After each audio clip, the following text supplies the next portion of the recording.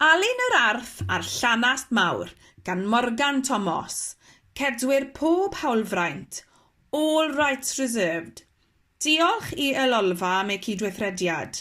Thank you to Elolfa for their cooperation.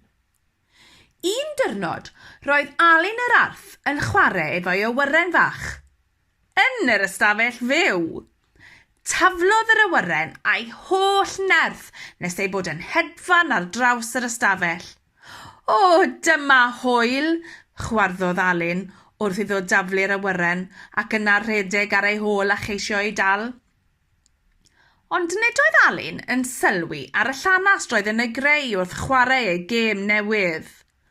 Ond wrth daflu'r awyren unwaith eto, dyma Alun yn baglu ar ei hyd. Hedfanodd yr awyren yn ei blaen gan daro'i dad ar ei fol.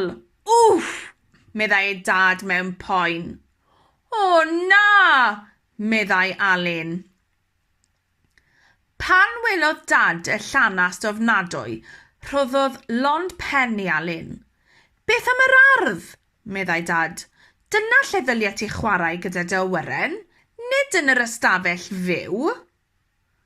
Anfonwyd Alun i'w ystafell, ac bod yr ardd fach yn deall ei fod wedi cambihafio, roedd yn drist iawn. Dim ond cael ychydig bach o hwyl oeddwn ni, cwynau Alun. Ond oedd dad ddim am wrando. Roedd Alun wedi bod yn ardd bach drwg iawn. Y noson honno, breuddwydiodd Alun ei fod yn ardd bach da yn gwneud gwaith defnyddiol o gwmpas y tŷ. Alun, rwyt ti'n ardd bach da, meddai ei rieni yn y freuddwyd. Gwenodd Alun yn ei gwsg. Ardd bach da, teimlad braf, meddai wrtho'i hun. Pan ddeffrodd Alun y bore wedyn, roedd yn benderfynol o ddangos i mam a dad ei fod yn ardd bach da. Ond sut? Sut? Yna, cafodd syniad. Aeth Alun ati i nôl y mel a'r jam o'r cwpwrdd yn y gegin. Aeth i'r oergell i nôl menyn a llaeth. Roedd angen platiau, cwpanau, cillill, ffyrc a llwyau. Dath rhai o'r adar bach at y ffenest i ryfeddu at Alun. Beth wyt ti'n ei wneud, Alun? Dwi wedi gwneud brecwas blasus iawn i mam a dad, meddai Alun yn falch. Oherwydd fy mod i'n ardd bach da. Chwarddodd yr adar wrth glywed hyn. Sut fath o frecwas ydy hynna? Darnau o fara sych, menyn, mel a llaeth ar hyd bobman? Ac edrych ar y llanast sydd yn y gegin ar dy ôl di. Nid llanast ydw i wedi ei wneud, ond brecwast, atebodd Alun yn flin. Ond roedd yr adar yn rhy brysur yn chwerthu ni wrando arno.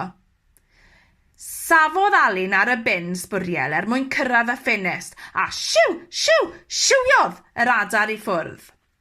Ac wrth iddynt hedfan i ffwrdd yn dal i chwerthin, pwy gerddodd i mewn i'r gegin a gweld y llanast erchyll?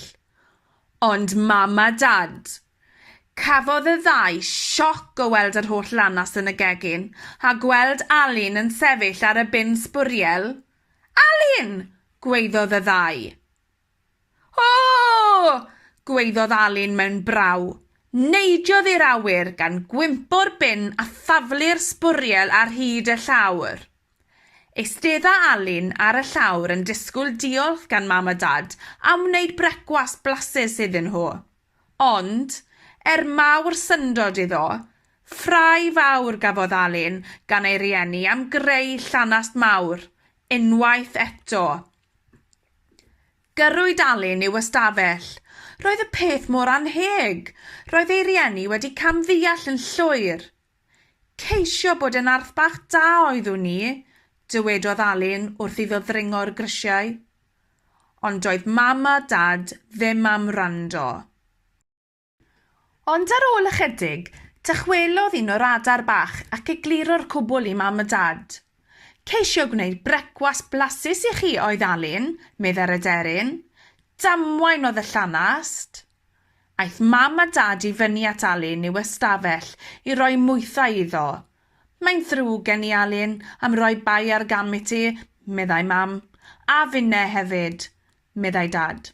Sychodd Alun ei ddagrau gyda hancus, ac am iddo geisio bod yn arth bach da.